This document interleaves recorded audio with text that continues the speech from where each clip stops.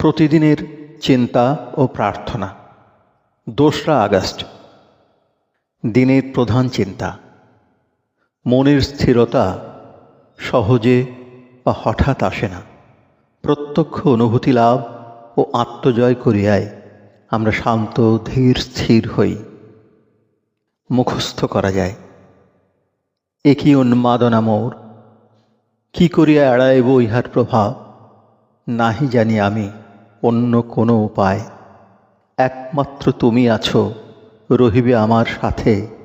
দিনশেষে আসিলে এখন তুমি আমার নিকটে।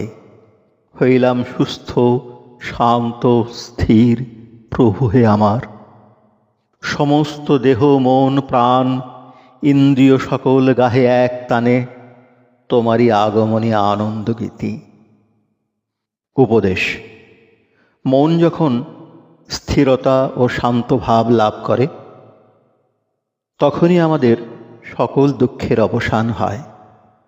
আমাদের দেহ মনের সকল শক্তিকে সম্মিলিত করিয়া যদি একতার সুরে বাঁধিতে পারি, তবেই কোনো দুর্ঘটনার সম্ভাবনা থাকে না।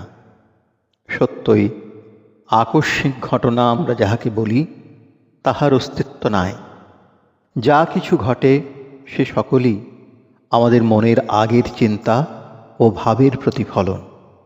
মনকে বাহিরের প্রভাবে আচ্ছন্ন হইতে দিও না।